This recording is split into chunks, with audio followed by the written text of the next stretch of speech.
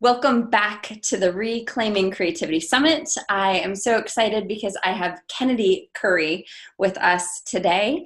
Kennedy is a Greensboro native and High Point University alumna. During her college tenure, Kennedy was a scholar athlete, community servant, sorority member, and dual communications degree recipient. She finished college with 1 year of internship experience and ultimately no direction for where she was headed next in her life. That time of insecurity with her own plans shifted Kennedy's mindset and revealed God as the facilitator of her life's timeline. Still, she persisted with the job search process and sought opportunities that fit others' description of what her work should be, instead of seeking who God created her to be. Months passed her by, and she found herself in a cycle of job applications and rejections, wondering what's next. Months later, she realized that every no she received during her job search journey was actually God saying yes to something greater. 5 months after her relationship was founded in July 2018, Kennedy accepted her current role as community manager of Launch Greensboro, the entrepreneurship initiative of the Greensboro Chamber. Around the same time, she began a part-time gig as an ESPN Plus color analyst for High Point University's women's basketball, her alma mater. Her relationship was founded on February 14th, 2019, and serves as an extension of Kennedy's faith-led entrepreneurial journey to her sisters in spirit. This platform allows women to express their faith creatively and grow their personal and professional relationships with a networking, marketing, and faith-based approach. Kennedy's challenge to you is to be bold. Sink yourself into the work you've been given and allow faith to lead you as you live life unconventionally. Kennedy, thank you so much for being here this evening. Alicia, thank you so much for having me again. Because you have been on my podcast. So for those that enjoyed this interview, they can go back and check out the podcast interview that we did. But Kennedy, you are up to really big things. So yes, you work for Launch Lab. Is that the official name? Launch Greensboro. Launch Greensboro. Here in Greensboro for our Chamber of Commerce, but you are just rocking it with your podcast and your brand, Her Relationship, and you do a weekly podcast, right? Is it always weekly? It's actually bi-weekly. Oh, bi-weekly, okay. Soon, we're going to shift to weekly. I wanted to start off rather conservatively to make sure that I was consistent. And I've proven that, hey, Kennedy, you can do this. Don't get comfortable here. Let's ramp it up to weekly. So that's coming. And you tackle all sorts of topics that have to do with faith and being in community with your sisters, basically. Right. From faith to communication and relationships, and how beautifully creativity and faith intersect. And once we figure out what that community is for us, particularly if we can commune with other women, which you understand and you help cultivate beautifully, Alicia, just figuring out how to create that community for women to allow them to creatively express faith, take leaps and bounds of faith to make things happen in their own way, has just been what's driven me thus far. And I know that there's so much more in store for it all. Absolutely. And you've done some events too recently, I believe. Yes. So the most recent event we did was the Sis Talk brunch. So Sis Talk is our private group. It's a private community group under the Her Relationship umbrella. And Sis Talk, we are having conversations about relationships, our goals, holding one another accountable in our accountability groups. But Sis Talk, it was a partnership with a friend of mine who's located here in my hometown of Greensboro. And he's a chef. He's amazing. He's cooked for me so many times. And I just said, okay, we've got to connect. We've got to do what you love and do what I've loved and see how it blends. and it worked out beautifully. Sold out event. It was an intimate event. It was 10 women in the room, including myself. Just really great conversation, amazing feedback. And I think we all left feeling fulfilled. Like, we all want that connection. We all want to just, again, just feel connected. And I think it served its purpose, most definitely. Absolutely. And there have been a couple women already on the summit who I've interviewed who talk about how when I ask them about what creativity means to them, one of the themes that seems to keep coming up is connection. So Yeah. along those lines, and I don't want to lead your answer in any way, but I'm curious, what does creativity mean to you? Creativity to me, and I think that as human beings, this is what I believe. We were created to create. And I think that in terms of creativity and connection, particularly, I think that when we are in tune with ourselves, when we are in tune with those around us, I think we're not only more aware of our surroundings and ourselves, but we're more tuned into that creative side of ourselves. Because again, if we're created to be creative, then the more aware of ourselves and our values and who we are, we become more creative. We become more in tune with, what am I put on this earth to do? What is my purpose? And then once that clicks in our head, and once we understand, all right, Kennedy, this is where your heart is. This is what you were created to do, to be creative in this way. Now go serve women. Now go help people understand why relationships matter as much as they do. Now go help people figure out why they may not be feeling as connected as they want to be. And to me, I think that for all of us, we also are seeking that spiritual connection. And it doesn't say that everyone's got to be connected to God. It's whoever that source is for you. It's just the spiritual connection that I think is really connected to our creativity and our ability to truly operate in our gifts. Absolutely. And whatever source is, right? Like Right. I always think about creativity like being plugged into source. Like, we are the hot wire, we are the channel that comes from source. Agreed. And if we aren't plugged in, then we can't create. Right. Right. I absolutely agree. Because I noticed that is, I can't put that into better words. I don't think. I definitely agree that when you're more plugged into your source, that's what fuels you, right? We got to think of ourselves as like a plug for our, like, just a cable, a charger cable going into an outlet in the wall. And that wall, that electricity that runs through the wall, through the house, that's our source. And the more connected we are to that source, whoever it is for us, I think we operate differently. We're charged. We are better at serving our purpose, just like a cell phone is when it's charged. Absolutely. And what role for you do you feel like creativity played while you were creating her relationship? I love that question.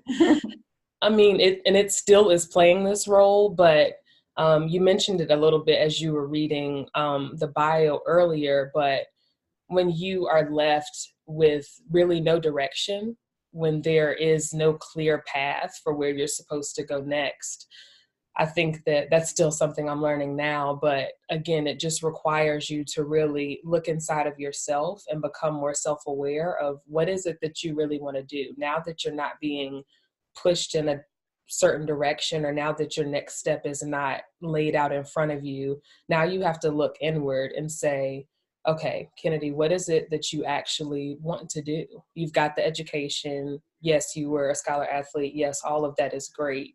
You fulfilled and checked all those boxes. Now, what's next? And for me, when I didn't know the answer to that question, it almost forced the creativity out of me that's been here. Again, because I believe it's in all of us. We all have creativity waiting to burst out of us, which you help remind us every week on this awesome podcast.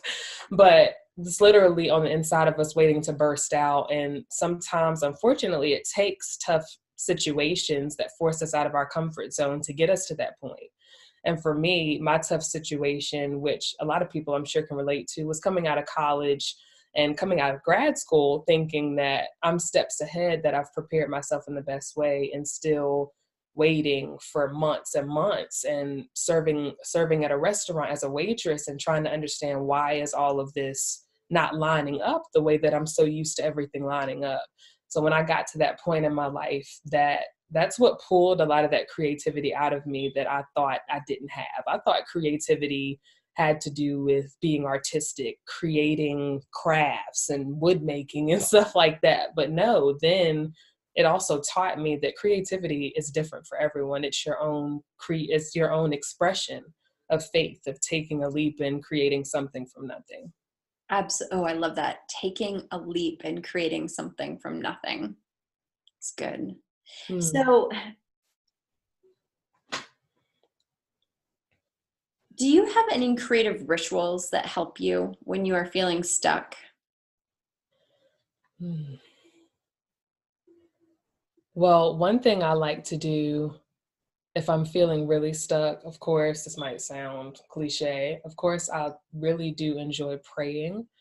I think that it really does help me, again, like we said, connect to my source.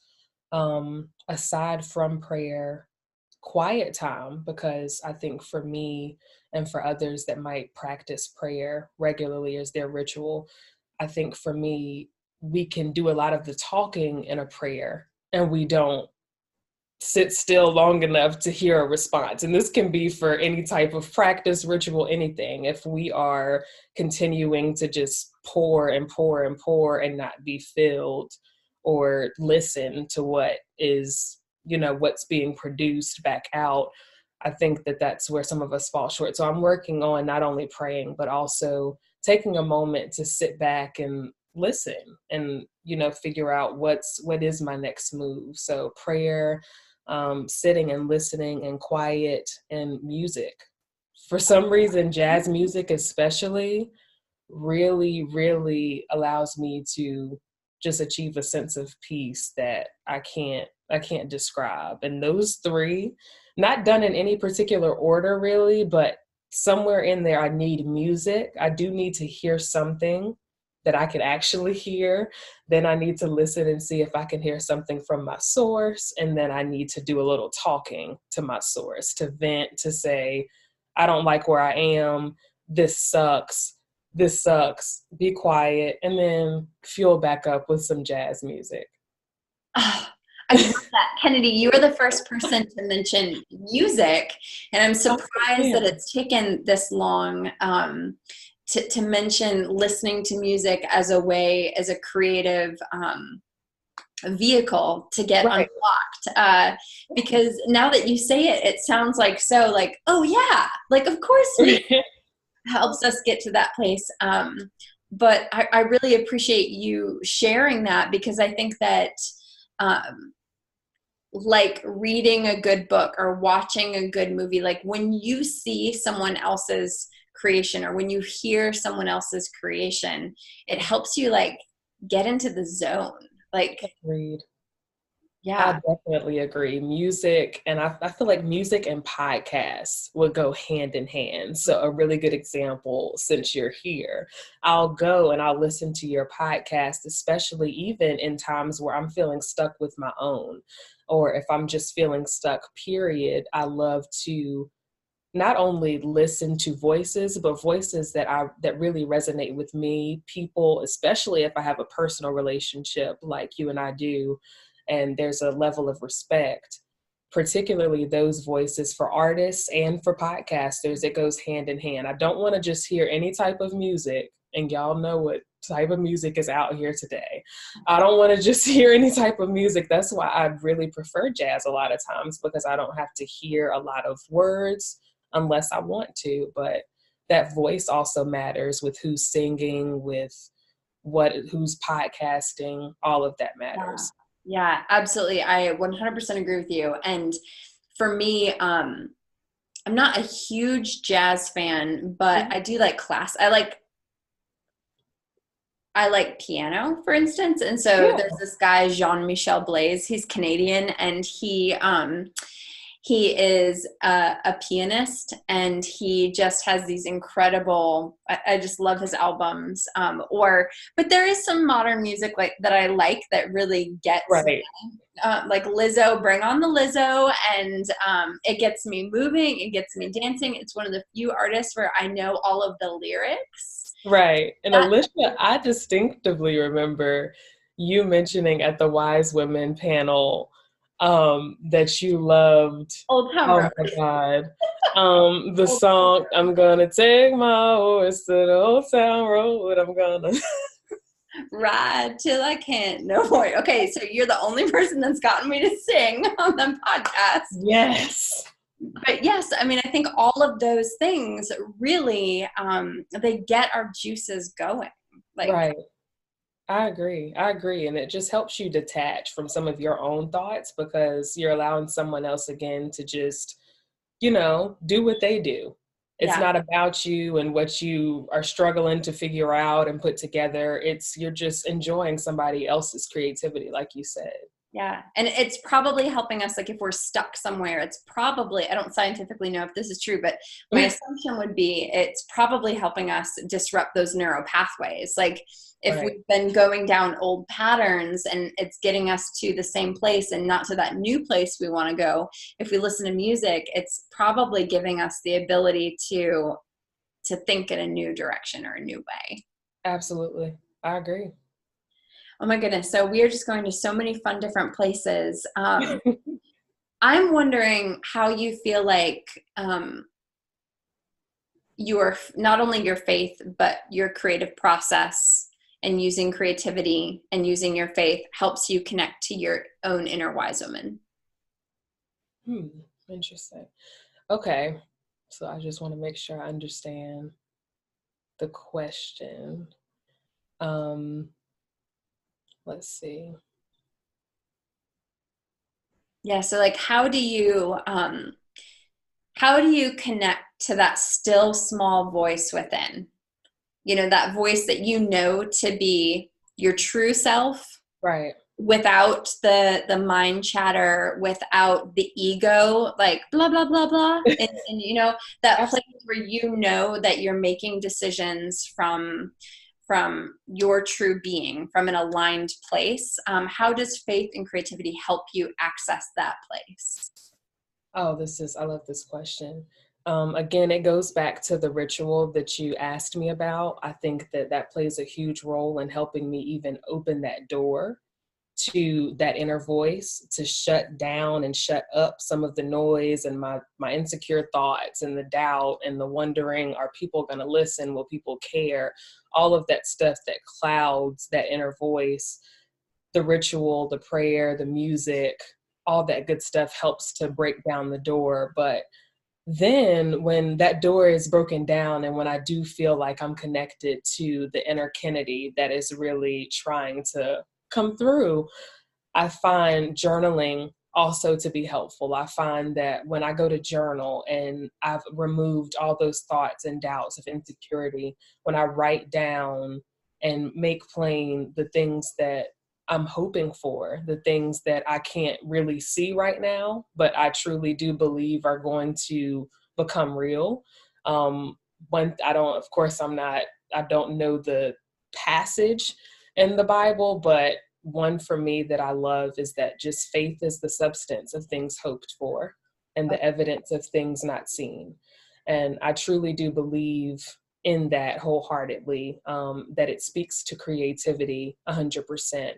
And that if we can just write down things and make them plain and remove doubt, remove insecurity, and take ourselves out of it almost, and just put our faith in something bigger than where we are right now and what resources we have, what money we have, that helps me lock in when I can write things down and when I can really dream without limits. When I can dream without limits, that helps me to connect to the Kennedy inside of me that's been dreaming, that's been trying to live and to flourish, but because of these clouds around the vision, because of these insecure thoughts, it's like that light has just been dimmed because of other people, their doubts, their insecurities. A lot of that will dim the light if you allow it. So it just helps to be aligned again, just with who you are, and finding whatever that ritual is for you. Has just been really helpful for me to connect to my inner wise woman. I love that. Thank you so much for sharing. Um, and I believe you, well, do you have any other thoughts on creativity or faith that you want to share?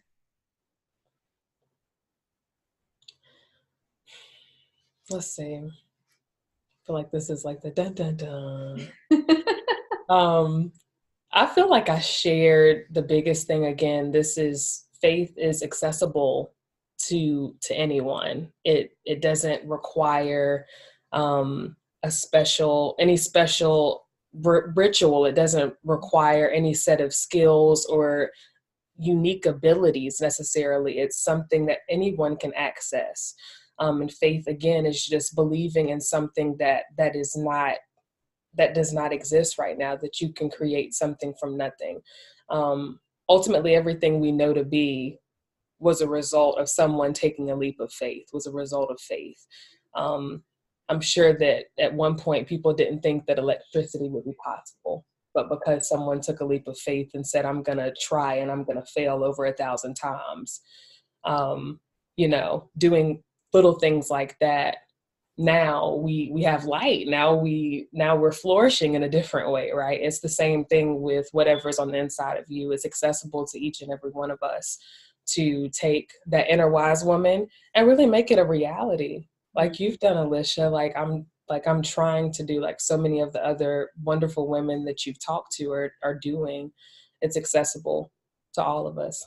Oh, Kennedy, I mean, I feel like you just like hit the nail on the head with all of that. I mean, I love what you said. Faith is accessible to everyone, and it's about believing in something from nothing, that you can create something from nothing. I mean, that is really the heart of creating, no matter what we're Right. creating, right? Like Right. we often start with, if it's literally like a traditional art form, if we Mhm. start from a blank canvas, or if we start from only having an instrument with strings, that we're able to create songs from that, Right. or that we're able to build businesses from what was nothing, or we are able to believe that we can create a different reality for ourselves with our attitude. So another, Casey Hewlett, who was on the summit, she talked about that sometimes creativity is just about changing your attitude, and it's like creating the attitude that wasn't there before. Yeah. And I just think that you've just really hit the nail on the head, so thank you for sharing all of that. Of course. Of course. So I believe you have a free gift for everyone. Do you want to share what that is? Yes, I do. So, for all of the summit listeners, I am going to be recording an exclusive podcast episode. The podcast is called the Her Relationship Podcast, and I'll be sure to get Alicia the link to that episode, especially and exclusively for everyone that's tuning in. Wonderful. Thank you. I will make sure that is below this interview so people can click on that, sign up for your email list, and download that episode. Kennedy, thank you so much for being a part of the Reclaiming Creativity Summit. We really appreciate you. Alicia, thank you so much for having me.